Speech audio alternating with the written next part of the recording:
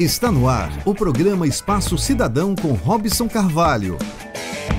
No ar, o nosso programa Espaço Cidadão, chegando em todo lugar onde tiver internet, pelo nosso canal no YouTube, Robson Carvalho, pode localizar também pelo Robson Cidadão e faz a sua inscrição, como também no Spotify você pode ouvir o nosso podcast. Chegando ainda ao portal Congresso em Foco, TVT São Paulo e retransmissoras Brasil 247 e demais veículos que retransmitem o nosso conteúdo. No programa de hoje estamos aqui em Brasília e vamos conversar com uma escritora, mulher, negra, que já é autora de 13 livros e hoje vamos conversar sobre um deles, que é Como Não Ser Racista. Mas como assim, Robson? Eu não sou racista? Será que não? Talvez você possa ser sem saber. Mas é sobre isso que vamos falar com ela aqui no nosso programa Espaço Cidadão. Ela que é multiartista, participa, escreve peça de teatro, livro, não é assim? É multiatividades dentro da área da cultura. Sim. Seja bem-vinda, Cristiane Sobral, ao nosso Espaço Cidadão. Gratidão pelo convite, um prazer. Um prazer tê-la conosco. Eu gostaria de iniciar a nossa entrevista pedindo que você falasse um pouco sobre as demais áreas de atuação com as quais você lida no seu dia a dia, ligada a essa área da cultura. Sim, eu trabalho com teatro, nas artes cênicas, né, como atriz, como diretora, como dramaturga também. Tenho algumas peças publicadas e sempre estou produzindo textos para outras companhias.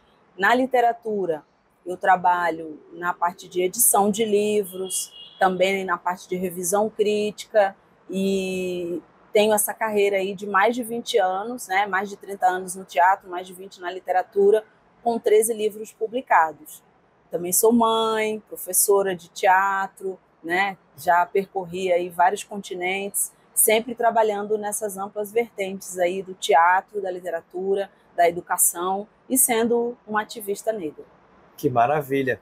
E hoje vamos conversar um pouco, Cristiane, sobre este seu livro, né, inclusive publicado pelo Senado Federal, pelo Sindileges, Como Não Ser Racista, mesmo que você jure que não é. Sim. O que é que motivou esse título deste livro? Essa é uma realização do Sindileges, né, do Sindicato dos Servidores do Legislativo, e também do Tribunal de Justiça. O Sindileges fez uma obra anterior que tinha o título Como Não Ser Machista. Então, era do interesse da casa continuar essa produção de livros com temáticas pungentes, com temáticas urgentes, né? Então, o segundo tema que foi elencado foi esse da educação antirracista, da educação étnico-racial. E a partir daí é que eu entro para essa equipe, né, por meio desse convite do Sindileges, que me convidou para fazer uma obra com essa temática. Então a gente pegou o mote do livro anterior, né, que era Como Não Ser um Machista Babaca, tinha esse título, e aí trouxemos essa atualização, Como Não Ser Racista, mesmo que você jure que não é. Então é de interesse refletir, informar, conscientizar, né, sobre essa temática tão necessária e ainda tão atual no Brasil. Sem dúvida. E que elementos ou comportamentos a pessoa tem que, mesmo que ela não tenha consciência ou, vamos dizer assim, não faça por maldade, às vezes por não ter sido educada ou por falta de conhecimento, ela acaba reproduzindo uma cultura racista? Primeiro é importante lembrar que a escravidão negra ela durou quase 400 anos no Brasil, né? Que nós tivemos aqui quantitativo de cerca de 5 milhões de pessoas negras que vieram em condição de escravidão. Posterior a esse decreto de abolição da escravatura de 1888, nós temos um período aí de 136 anos apenas. É como se a gente tivesse percorrido 1/3 desse período de quase 400 anos, né? Inclusive, onde os negros ficaram absolutamente largados, né? Porque antes eles, apesar de serem literalmente como objetos, como propriedades dos senhores de escravos, os donos das grandes fazendas, eles tinham um mínimo, apesar desse absurdo, de acesso a uma moradia, vamos usar esse termo. Não podemos usar esse termo. Não, porque vamos não usar podemos um termo constituir melhor. como moradia. Não moradia, mas diga assim, eles tinham um mínimo de um teto e de um acesso à alimentação. Depois disso, foram, entre aspas, libertados, mas na prática é como que se foram jogados às ruas Sim. sem condição nenhuma, sem acesso à terra, sem acesso à alimentação, sem acesso a trabalho, à educação. Além de terem sido assassinados. Porque quando eu digo assim, não haviam condições de moradia e também não haviam condições de alimentação, a gente sabe, né, já acompanhou. E aquela grande diferença, inclusive, entre a Casa Grande e a Senzala. Exatamente. Então, a gente sabe que esse tempo que passou e toda essa visão que o brasileiro ainda tem de inferioridade, né, atribuída às pessoas negras, que não eram consideradas pessoas. Então, esse tempo que passou, ele ainda não é suficiente para a gente dizer que as pessoas negras foram integradas na vida pública no país de uma maneira condizente, por exemplo, ao quantitativo, que é um quantitativo de mais de 50% da população brasileira. Quando a gente olha para os nossos espaços de poder, né, para os espaços de visibilidade, né, os espaços de referência, nós temos ainda um quantitativo muito pequeno de pessoas negras. Então, seja no aspecto linguístico, seja no aspecto de crenças, né, seja no aspecto de valores, até mesmo no aspecto religioso, ficou esse estigma da cor, né, permaneceu esse estigma. E nós, ainda consciente ou inconscientemente, né, que eu costumo dizer que todos somos racistas em alguma medida, porque ainda não houve a superação. Essa superação do racismo, né, de maneira que possamos dizer que nos nossos dias o racismo não existe, que todos somos iguais. Então nós temos estatísticas em várias áreas, seja na saúde, seja na educação, seja na moradia, seja na renda, que comprovam, seja os índices de anos de estudo de pessoas negras e brancas, que comprovam que nós não estamos no mesmo patamar e que não entramos no país no mesmo patamar, não fomos incluídos, né, não houve uma perspectiva de inclusão dessas pessoas negras após a abolição, essa que nós chamamos de falsa abolição até, né? E que essa situação da escravidão, ela ainda permanece no Brasil nos dias de hoje. Se nós imaginarmos, inclusive, parece algo tão distante, mas, por exemplo, se você imaginar a geração de pais, avós, bisavós, tataravós, né? Você ainda tem essa herança muito perto das gerações atuais. Exatamente. Todos nós temos pessoas, a maioria, né, tem pessoas negras entre os seus ancestrais, né? Se for fazer uma constituição que é muito comum entre pessoas brancas, que é da árvore genealógica, né? Nós costumamos dizer que nós negros não conseguimos fazer isso porque os nossos antepassados foram assassinados, os documentos que se referem a essas pessoas também foram queimados. Então nós temos um vazio muito grande no que se refere a quem somos, de onde viemos, né? Desses 5 milhões, será que eu tenho antepassados nigerianos, moçambicanos? É muito difícil saber. Não podemos proclamar, como muitas pessoas proclamam, uma cidadania por conta de antepassados italianos, alemães, poloneses, né? A gente não tem essas informações. E isso vem através dos nossos hábitos, né? Onde nós somos racistas? Nos nossos hábitos, na maneira como nós classificamos inteligência, condições de empregabilidade, condições de equidade, né? Seja na questão do emprego, seja na questão das escolas. Então a gente percebe que ainda não vivemos no mesmo mundo, não temos o mesmo Brasil para todos os brasileiros. Que exemplos a gente poderia compartilhar com quem nos acompanha nesse momento, está nos vendo ou nos assistindo, sobre essa questão de muitas vezes você ser racista ou reproduzir um comportamento racista, mas você não sabe? Podemos referir aí expressões do dia a dia, né, como a coisa tá preta. Essa expressão, ela traduz algo negativo associado à palavra preto, preta, né? Podemos também lembrar dessa outra expressão, fome negra, né, que ninguém quer sentir essa fome negra, que essa fome negra é muito ruim. Então, no ambiente da educação, por exemplo, quadro negro. Quadro negro, aí já não tem muito essa perspectiva, né? Mas segunda-feira é dia de branco, né, dizendo que é um dia direcionado, específico para o trabalho, então por isso seria um dia de branco, né? E nós temos aí, no nosso dia a dia, estigmas relacionados também, que a gente pode referir aos cabelos, né? A essa estatística que diz que o Brasil é o segundo país do mundo onde as pessoas mais usam cosméticos para alisar os cabelos. Então nós não queremos parecer negros para ser incluídos no mercado de trabalho, para passar num teste de emprego. As pessoas usam estatísticas, usam estratégias, melhor dizendo, de branqueamento. Essa maneira de querer ser branco, né, esse jeitinho que o brasileiro tem de querer parecer branco, né, tem uma outra frase que diz: o brasileiro gosta da cultura negra, mas não gosta do negro. Então a nossa música, a nossa comida, né, várias expressões da cultura negra são muito bem recebidas. Mas quando a gente fala daqueles que são os produtores da cultura, que são as pessoas negras, eles não estão em condições assim tão favoráveis, que aí a gente vai para esse fenômeno que é o da apropriação cultural.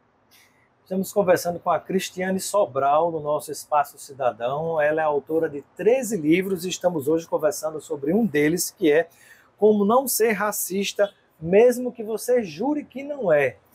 E eu gostaria de te perguntar agora em relação à religião que vieram junto com os negros, parte delas sufocada porque eram proibidos de exercer os seus cultos religiosos, inclusive na época onde a Igreja Católica atuava muito fortemente, tanto contra as religiões dos negros, como contra as dos índios, que também foram trucidados, né, e eram tidos como sem alma, literalmente. Sim. Os negros também, né? Esse racismo religioso, né, que a gente usa essa expressão, ele é justamente o mote da escravização negra, né? Então, a gente tem essas referências de que, olha, essas pessoas não têm alma, essas pessoas, dessa maneira, não podem ser classificadas como pessoas. E aí elas podem, sim, ser vilipendiadas, ser assassinadas, ser torturadas. Então, esse parâmetro de inferioridade que passa pela religião é o que sustenta, de uma maneira muito intensa, o escravismo, que está diretamente relacionado com o capitalismo e também com o cristianismo. Então, esses ismos aí, eles se associam para promover esse projeto de exploração de uma mão de obra negra, né, de promover atos genocidas, atos violentos contra esse grupo, né? É importante lembrar que o Brasil hoje tem a segunda população negra no mundo, né? E quem tem a primeira é a Nigéria, no continente africano. Então, o quantitativo, mais de 100 milhões de pessoas pretas e pardas no Brasil, e a gente ainda não tem muita referência de um juiz negro, de um médico negro, né? Eu peço para que cada um pense: conheço algum juiz negro, uma juíza negra, né? Uma médica negra que me atendeu? Conheço alguma pessoa negra milionária, né? Eu conheço alguma pessoa negra, advogado, profissional liberal? Então, por outro lado, quando a gente pensa na população em situação de rua, que ainda é um reflexo, né, desse período pós-escravidão, o quantitativo majoritário é de pessoas pretas e pardas. Quando a gente vê as estatísticas que estão relacionadas às mulheres negras, elas estão mais desfavorecidas, são as que mais sofrem violência doméstica, né, que têm condições de subalternidade no emprego, no trabalho, né, no acesso à saúde. Então, essas estatísticas, quando a gente cruza, a gente vê que 136 anos, que é um tempo muito reduzido pós-abolição, a gente não poderia sonhar que essa situação estaria resolvida. E ela precisa estar resolvida não para o benefício de pessoas negras, ela precisa estar resolvida, superada, para o benefício do Brasil. É onde eu faço essa campanha aí, por meio desse livro, de uma educação antirracista. Se todos nós, brasileiros e brasileiras, que eu tenho certeza que vocês que estão aí assistindo têm esse mesmo pensamento, querem um Brasil melhor, então nós precisamos incluir de maneira equânime, né, porque equidade é diferente de igualdade, esses brasileiros pretos e pardos. É um Brasil melhor. Exato. E daí a importância, por exemplo, das cotas, que muitas pessoas acabam criticando, mas as cotas são importantes porque se você tem um grande público no Brasil, um grande número de pessoas, às quais tudo foi negado, pessoas foram acorrentadas, foram comercializadas como como coisa, né? Coisa, como produto. Né? Como produto, né? E depois da, entre aspas, abolição, você teve uma situação onde nenhuma oportunidade foi dada a essas pessoas. Então, se você pensa na construção de um projeto de nação, que é diferente de país, exatamente. Né? Você tem que corrigir essa injustiça social. Isso. Sueli Carneiro, nossa filósofa, né, maravilhosa Sueli Carneiro, tem um texto que se chama Cotistas Mal Agradecidos. Então, nesse texto, ela faz uma referência a vários grupos sociais, né, no Brasil que tiveram cotas desde que o Brasil é Brasil. Todos esses grupos, cotas para fazendeiros, cotas para outras referências aí de grupos, mas quando a gente chega na população negra, existe toda uma resistência, né, existe toda uma classificação de que essas cotas não seriam uma medida adequada, não seria uma medida favorável, né? Então ela faz a referência aos brasileiros como cotistas mal agradecidos, ou seja, receberam privilégios. Quando a gente fala de privilégios, até hoje recebe, a gente precisa pensar que os privilégios do nosso país eles estão direcionados mais para a branquitude do que para a negritude, mas não querem que outros grupos tenham privilégios também. Né? A ação afirmativa ela é uma maneira de fazer uma reparação num dano que foi causado, num dano histórico, e de fazer uma reparação num período curto. Essa reparação poderia acontecer num período mais extenso sem nenhuma ação afirmativa. A exemplo do que os Estados Unidos fizeram e que hoje faz, né, com que pessoas negras estejam numa condição bem diferente, é um país diferente, com uma história diferente, mas que as pessoas negras têm uma condição bem diferente da nossa aqui, de negros e negras brasileiros e brasileiras. Sem dúvida. E é uma pergunta que algumas pessoas se fazem, como saber ou considerar que a pessoa é negra? E qual seria a diferença entre ser negra ou negro e pardo? Né? Como é que a pessoa, por exemplo, na hora que vai estar conversando com outra pessoa, como é que ela pode ter certeza? Porque hoje em dia, às vezes, se encontra pessoa que, mesmo com a pele escura, a pessoa diz, não, mas eu não sou negro. Sim.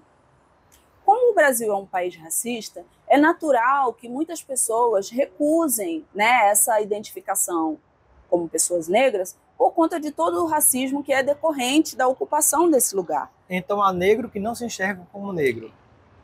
Assim como existe brancos que também não enxergam, né, a sua branquitude, os seus privilégios. Então esse não enxergar é fruto de uma história, é fruto de todo um sofrimento, né? De toda uma política que foi engendrada, né? De toda uma ideologia que foi perpetrada, que faz com que muitas pessoas usem classificações diferentes e evitem essa palavra negro, negra, uma vez que ela tem sido utilizada de maneira negativa.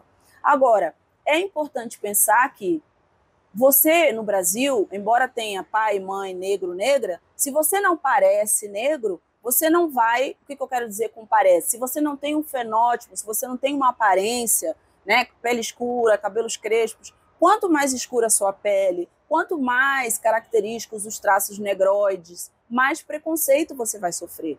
Então eu sempre pergunto, é difícil dizer você é negro, você não é negro, é uma questão de fórum individual, mas é preciso ter, sobretudo, ética, nesse momento em que você se coloca como uma pessoa negra, no sentido de pensar, ao me proclamar como pessoa negra, eu estou deixando de privilegiar uma outra pessoa negra que, de fato, ostensivamente, tem essa aparência e que vai ser discriminada, né, de maneira negativa em várias situações? Porque ter um pai e uma mãe negra não necessariamente significa que a pessoa tem características, né, visualmente que a identificam como uma pessoa negra. Então, a gente vem com essa classificação de pretos e pardos, conseguindo que muitas pessoas negras se identifiquem, né, que consigam ter, por meio da educação, de tudo aquilo que o Movimento Negro Unificado, é importante dizer que o Movimento Negro Unificado é muito importante para toda essa discussão que a gente está tendo aqui, né? Que ele vem desde o final dos anos 70, o MNU,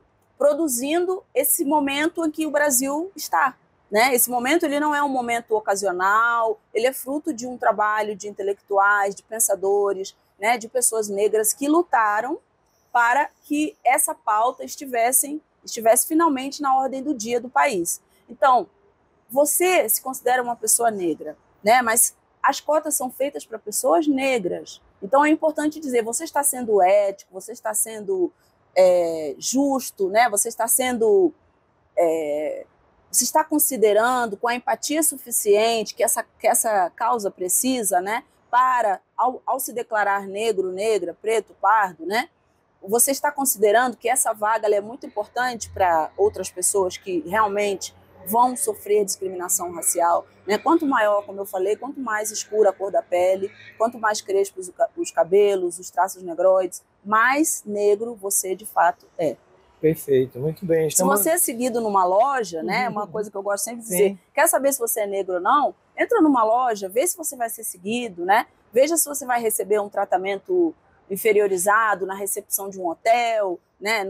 Então, observe no seu dia a dia, porque esse olhar, né, mesmo que não haja aí um texto, uma fala, mas existem olhares que direcionam, né, e que fazem com que você perceba, eu sou uma pessoa que tem uma passibilidade branca. Embora eu tenha pai negro, mãe negra, mas se a pessoa olha para mim, né, estou dizendo no caso de uma outra pessoa, ela pode entender que não vai ser visível essa negritude. É o que se chamaria pardo ou não? Sim, mas existem pardos de pele clara, de pardos de pele não tão clara, né? Então, existem variações nisso que a gente chama de pardo.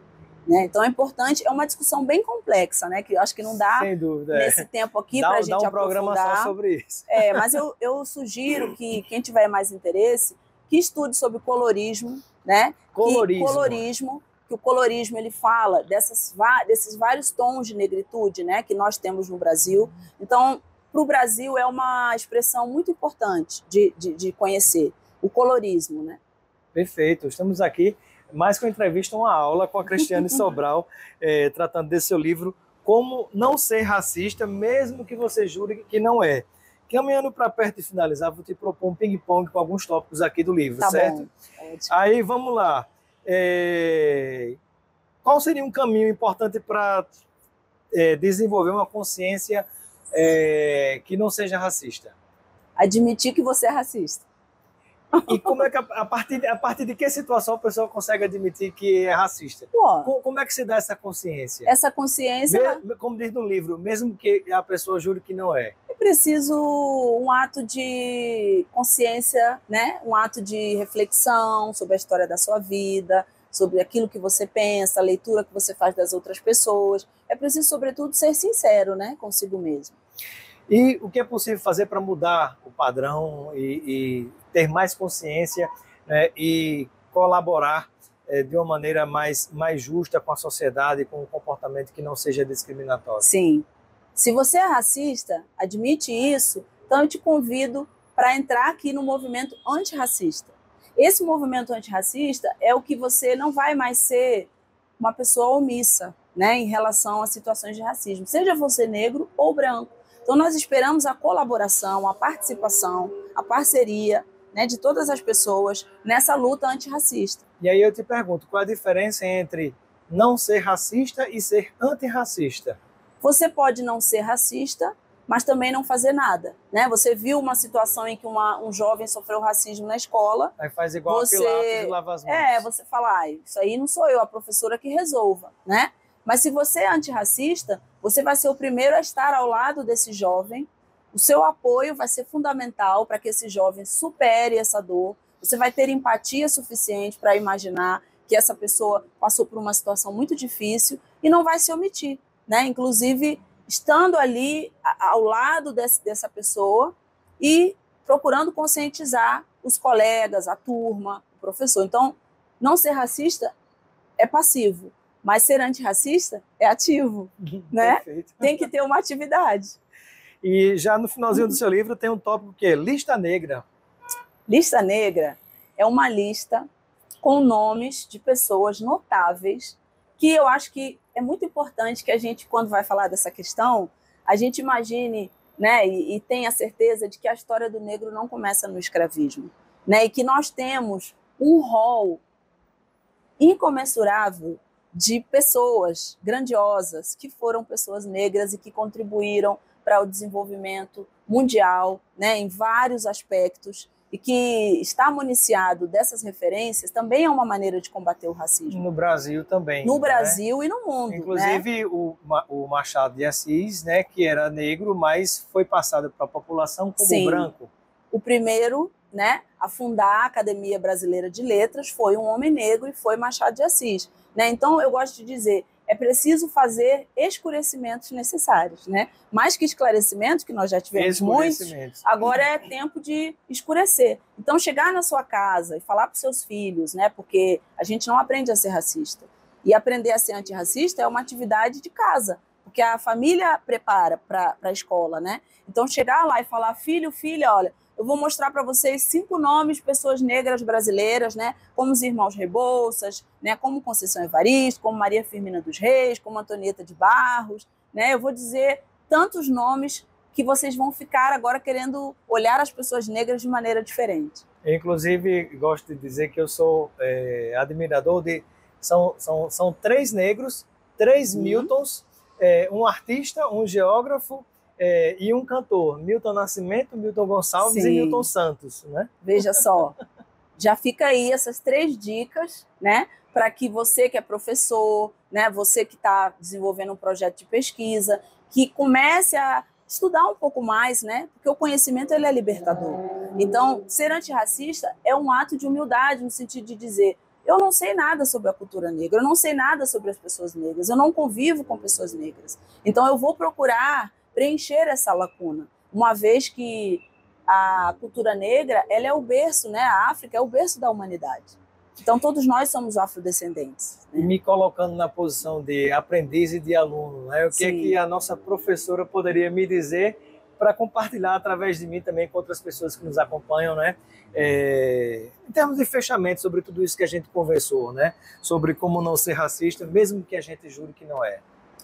Olha, eu acho que essa tomada de consciência, ela deixa nós que somos pessoas negras muito amparados, né? Muito apoiados, e com essa certeza de que se a gente junta o privilégio branco, né, com esse desejo de pessoas pretas e pardas de avançar, a gente com certeza vai chegar num denominador comum. Então a gente precisa entender que esse assunto já está ficando tardio, né? Eu espero que um dia eu possa voltar aqui, né, e dizer, olha gente, o racismo é coisa do passado, né? Por enquanto, eu preciso que vocês se engajem nessa luta que é uma luta de todos nós, né? O célebre Martin Luther King, quando ele diz eu tenho um sonho, né? Esse sonho ele ainda é nosso. O sonho de que pessoas negras, pessoas brancas possam sentar à mesma mesa para compartilhar uma refeição, sem que a questão da cor da pele seja um elemento destoante, seja um elemento diferencial, né? Então, fica essa dica, conhecer a história do negro é conhecer a história do Brasil, reconhecer a contribuição de pessoas negras para a constituição dessa potência, né, que é a nossa nação, e incluir essas pessoas no projeto de nação. E não só eu, mas todo mundo que está nos acompanhando, sem dúvida, gostaria de saber como adquirir esse livro. Será que é vendido? Será que não é vendido? Será que custa caro? Será que eu consigo comprar? Será que eu consigo adquirir? Como é que funciona Cristiane Sobral para adquirir o livro Como Não Ser Racista, mesmo que você jure que não é? Olha, gente, aqui eu tenho um presente para vocês. Vocês podem baixar esse livro gratuitamente pelo site nãosejamracista.com.br. nãosejamracista.com.br. Baixa gratuitamente e você vai ficar melhor informada a respeito de como não ser um racista, mesmo que você jure que não é. Muito obrigado, Cristiane Sobral. Gratidão. Multiartista, escritora, teatróloga. Sim. Né? Teatróloga, né? Assim, tem muitas atividades nessa área cultural. Muito obrigado pela sua participação. E autora de 13 livros, né? Pela sua participação no Espaço Cidadão, e seja sempre bem-vinda. Eu quero deixar o meu Instagram para quem está aí curioso, querendo saber mais, querendo trocar ideias, fazer parcerias, @Cristiane Sobral Artista, é a minha página no Instagram. Vamos lá mudar essa realidade. Conto com vocês. Vamos sim. Obrigado, Cristiane. Gratidão.